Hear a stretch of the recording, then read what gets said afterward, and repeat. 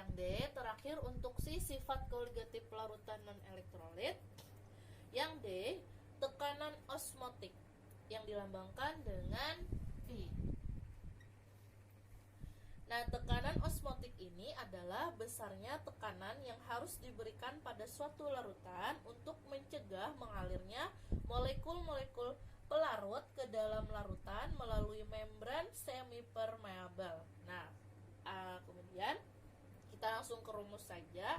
Rumus dari tekanan osmotik ini ialah berbanding lurus dengan konsentrasi zat terlarut dan dapat dihitung dengan persamaan berikut, yaitu rumusnya. Yang pertama adanya PPNRT. Oke, ini rumus pertama.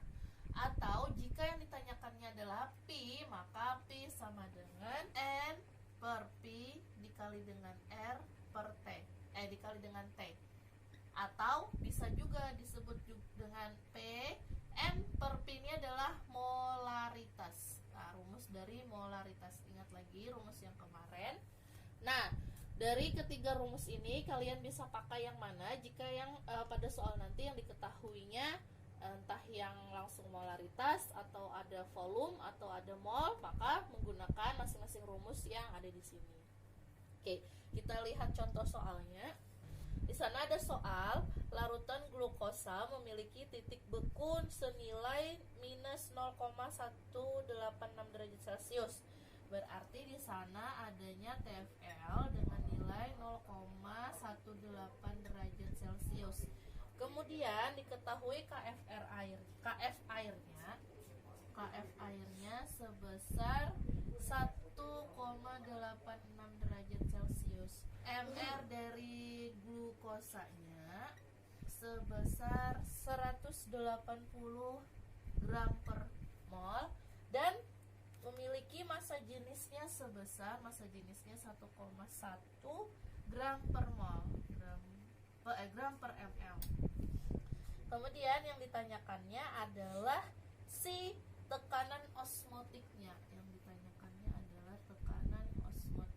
Nah, di sini ada lagi yang diketahuinya adalah suhunya T sebesar 20 derajat Celcius. Nah, biasanya pada si tekanan osmotik ini, biasanya kalau T-nya atau suhunya yang diketahui adalah derajat Celcius, maka diubah dulu dia menjadi Kelvin. Maka nilainya menjadi 27 derajat Celcius ditambah dengan 273, maka nilainya sebesar 300 Kelvin. Oke, sudah. Nah, tadi Ibu ketinggalan lagi mengasih tahu kalau dari rumus tadi yang PPNRT, R-nya itu adalah tetapan gas ideal dengan nilai 0,082. Biasanya sampai situ aja. Tidak perlu 0,5. 0,5-nya tidak perlu, 0,082. Oke, ingat ya. Penyelesaian. Yang diketahui tadi ada TFL, ada KF, ada MR, ada Rho, massa jenis, dan suhunya. Nah, langkah pertama untuk mencari sampai ke tahap pada si P atau tekanan osmotiknya, langkah pertamanya adalah kita menghitung molalnya. Untuk mengetahui molalnya itu, maka kita menggunakan rumus si delta TF-nya terlebih dahulu. Delta TF sama dengan M kali KF. Tadi kan rumus dari delta TF adalah TFP dikurang dengan TFL sama dengan M kali KF. TFP-nya tadi nilainya sebesar 0 derajat Celcius. TFL-nya nilainya 0,186 derajat Celcius. Oke, belum tidak tertulis. M-nya itu yang kita pertanyakan untuk mengetahui dari mol glukosanya dari si molalnya. Oke, molal ya ini. TF-nya sebesar 1,86. Ini nilainya menjadi 0,186 sama dengan M. Ini pindah ke sini maka menjadi 1,86.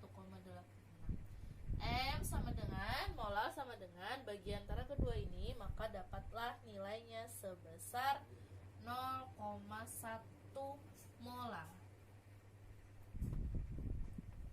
Kemudian dalam 0,1 molal itu dalam 1 kilogram air terlarut, maka dia akan memiliki nilai 0,1 mol glukosa. Artinya dia sama, molalnya nilainya 0,1 molal, dalam 1 kilogramnya pun dia akan nilainya menjadi 0,1 mol. Nah, didapatlah nilai dari mol glukosanya. Kenapa kita mencari mol? Karena kita akan mencari si volumenya. Volume larutannya kan tidak diketahui. Nah, dari volume larutan itu mencarinya adalah dari rumus yang di halaman 7 kemarin. Yang halaman 7 kemarin buka lagi, yang massa jenis sama dengan massa larutan dibagi dengan volume larutan. Nah, jika kita mencari volumenya berarti si massa larutannya dibagi dengan si Ru-nya atau massa jenisnya. Nah, dari masing-masing massa jenis dan massa larutan itu kita tidak mengetahui masanya, makanya dihitunglah dari si molal tadi untuk mengetahui mol. Makanya di sana ada rumus massa glukosanya. Massa glukosanya tadi, massa glukosanya glukosa sama dengan mol dikalikan dengan mR, maka nilainya sebesar mol kali mR nilainya sebesar 0,1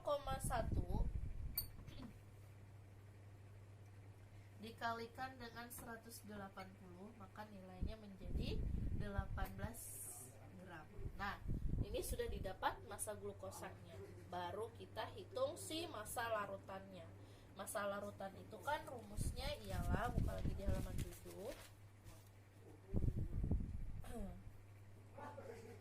Massa larutan itu, jika yang dicari adalah massa larutan, maka massa air ditambah dengan massa zat terlarutnya. Yang dicarinya adalah massa larutan.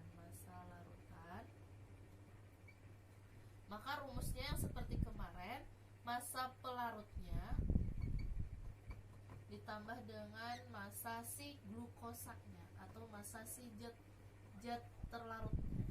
Nah, massa pelarutnya kita ibaratkan dia adalah 1000 ditambahkan dengan si 18 gram, maka nilainya akan menjadi 1018 gram. Nah, ini untuk si massa larutannya. Jika sudah didapat massa larutannya, barulah kita cari si volume larutannya.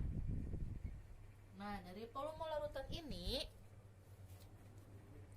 rumusnya adalah massa larutan dibagi dengan si Ru-nya.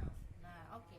Si massa larutannya sebesar 1018 gram dibagi dengan massa pelarutnya. Massa jenis larutannya itu 1,1.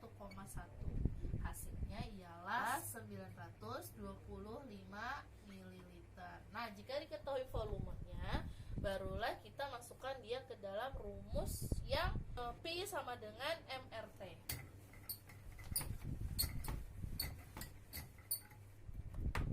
Tekanan osmotik sama dengan MRT, atau mol per volume dikali R dikali T.